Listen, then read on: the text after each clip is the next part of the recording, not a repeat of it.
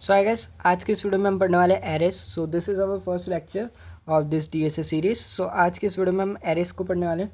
तो एरे क्या होता है सबसे पहले, तो एरे हम देखते हैं। एरे क्या होता है, हमारे कंटिन्यूस मेमोरी लोकेशन पे ये स्टोर करता है एरे एलिमेंट्स को। ठीक है, तो मान लेते हैं मेरे पास कई सारे एलिमेंट है, A = 2 है मेरे पास, B = 3 है मेरे पास।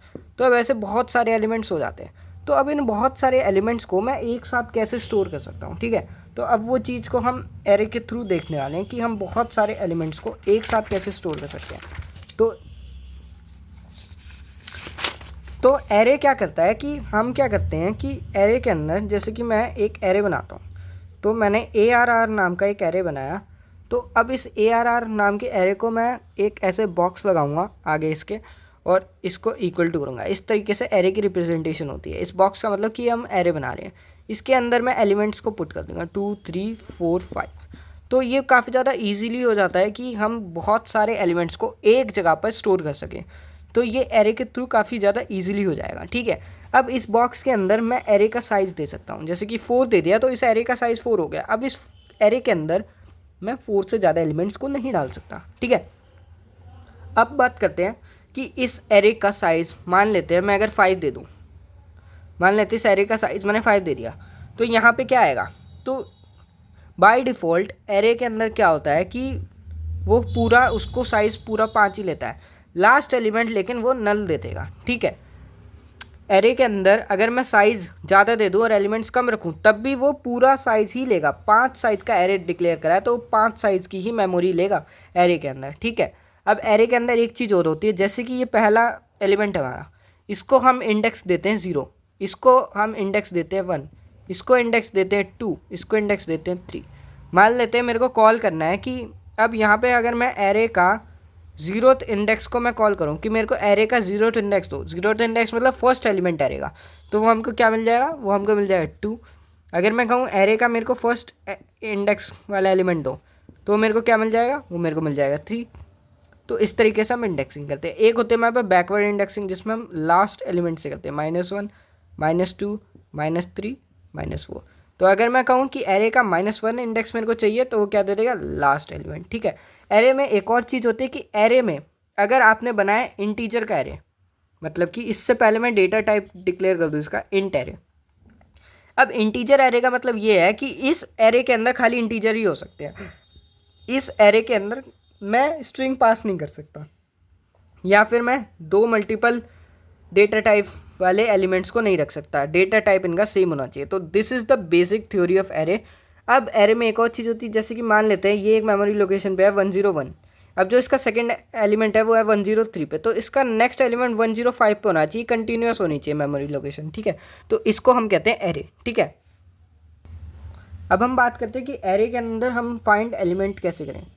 How to find element in an array. Find element in an array. ठीक है, एरे के अंदर एलिमेंट्स को कैसे फाइंड करें। ठीक है, तो एरे के अंदर एलिमेंट फाइंड करना काफ़ी ज़्यादा इजी होता है। तो सबसे पहले आपको बेसिक नॉलेज होगी फंक्शंस बनाने की। ठीक है, तो सबसे पहले हम एक तो एरे ले लेते हैं। तो मान लेते हैं ये मैंने एक एरे लिया 2 3 1 4। अब इसके अंदर मेरे को फाइंड करना है 3 को। तो अब 3 को कैसे फाइंड आउट करेंगे, हम सबसे पहले इसको ट्रैवर्स करेंगे। सबसे पहले हम 0th इंडेक्स को चेक करेंगे, क्या ये 3 के बराबर है। फिर सेकंड को, क्या ये है तो ये रिटर्न कर देगा हमको। और क्या अगर नहीं है तो आगे जाएगा। अगर नहीं है, नहीं मिलता उसको कोई भी एलिमेंट, तो वो हमको वापस -1 रिटर्न कर देगा। तो इसको हम कैसे करते हैं, सबसे पहले हम बेसिकली एक फंक्शन बनाते हैं। तो फंक्शन हम कैसे बनाएंगे, हम लिखेंगे इंट फाइंड एलिमेंट। तो फाइंड एलिमेंट को मैं शॉर्ट फॉर्म में एफ ही लिख देता हूँ। ये हमने एक फंक्शन बनाया, इसके अंदर हम पास करेंगे इंट एरे को हम इसके अंदर पास कर देंगे। ये डेटा टाइप मैंने दे दिया। ठीक है, इसके बाद हम क्या करेंगे, इंट एन। इसके बाद हम क्या पास करने वाले हैं, हम इसके बाद पास करेंगे इंट की। ठीक है, तो ये हमने सारी चीज़ें पास कर दी। इसके बाद हम क्या लगाएंगे, ट्रैवर्स करेंगे। ट्रैवर्स करने के लिए हम फोर लूप लगाएंगे। फोर लूप कैसे लगाएंगे, इंट आई बराबर में 0, और आई जो है हमारा छोटा होना चाहिए एन से। ठीक है, आई हमारा छोटा होना चाहिए एन से, यानी फॉर लूप हमने लगाया आई = 0, आई स्मॉलर देन एन, और आई की वैल्यू को हम एक प्लस कर देंगे। ठीक है, अगर आपको फॉर लूप नहीं आता तो मैं इसी वीडियो में आगे आपको बताऊंगा कि फॉर लूप कैसे चलाया हमने। ठीक है, उसके बाद आप रिवाइंड करके इसको देख सकते हो। ठीक है, अब इसके बाद हम एक कंडीशन चेक करेंगे, इफ़ एरे का ith इंडेक्स इक्वल टू की के हो जाता है तो हमको क्या रिटर्न कर देगा, वो रिटर्न हमको कर देगा i, मतलब इंडेक्स हमको रिटर्न कर देगा। और अगर ऐसा नहीं होता है तो इस 4 के नीचे ऐसे इंडेंटेशन का ध्यान रखना है आपको, हम रिटर्न करा लेंगे -1। तो -1 जब हम रिटर्न कराएंगे तो हमको क्या मिलेगा कि मतलब हमको इंडेक्स नहीं मिला है। तो ये कुछ इस तरीके का फाइंड एलिमेंट का कोड हो गया। तो यहाँ पे हमने इंटीजर डिक्लेयर करा है, ठीक है, फंक्शन बनाया हमने कि ये फंक्शन का जो रिटर्न टाइप है इंटीजर है। इसके बाद हमने फॉर लूप को चलाया। फॉर लूप को कैसे चलाया, आई की वैल्यू 0 से लेके आई की वैल्यू n तक, जब तक n से छोटी है तब तक चलेगा, यानी पूरे एरे को ट्रैवर्स करेगा। और अगर आई की वैल्यू मतलब एरे का ith इंडेक्स की के बराबर हो जाता है तो वो हमको आई रिटर्न कर देगा। जैसे कि 0th इंडेक्स था, एरे का 0th इंडेक्स, क्या ये की के बराबर है, नहीं। एरे का फर्स्ट इंडेक्स, क्या ये की के बराबर है, हाँ है। तो एरे का फर्स्ट इंडेक्स, तो आई क्या हमारे पास 1, तो ये क्या रिटर्न कर देगी 1, कि आपका जो एलिमेंट है वो फर्स्ट नंबर पे मिला है, यानी फर्स्ट इंडेक्स है उसका, ठीक है। और अगर ऐसा कुछ भी नहीं मिलता है तो वो क्या करेगा, यहाँ से रिटर्न ना करते हुए वो फिर ये फॉर लूप को पूरा चलाएगा, तो फिर वो यहाँ पर आएगा और रिटर्न -1 करेगा। अब यहाँ पे इसको ऐसे क्यों लिखते हैं ये मैं आपको बताता हूँ। यहाँ पे हमने एल्स करके रिटर्न -1 क्यों नहीं लिखा है कि अगर ऐसा ना मिले तो रिटर्न -1।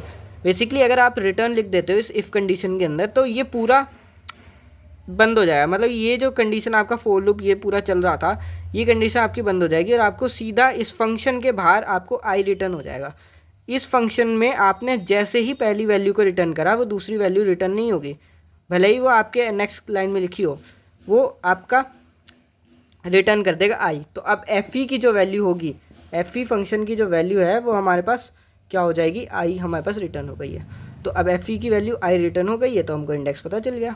और अगर ऐसा ये रिटर्न नहीं करता तो हमको नेक्स्ट लाइन में तो रिटर्न दे ही रखा है, ऑलवेज ये रिटर्न में जाएगा। अगर रिटर्न यहाँ पे नहीं मिलेगा तो यहाँ पे तो आएगा इसी लाइन में, तो इस लाइन में हमको -1 रिटर्न करता, -1 का मतलब हमको एलिमेंट फाइंड आउट नहीं हुआ है। तो this is the basic of array कि एलिमेंट हम उसके अंदर कैसे फाइंड आउट कर सकते हैं, ठीक है। नेक्स्ट लेक्चर में हम सीखेंगे कि एरे के अंदर एलिमेंट्स को कैसे इंसर्ट कर सकते हैं, ठीक है। So thanks for watching.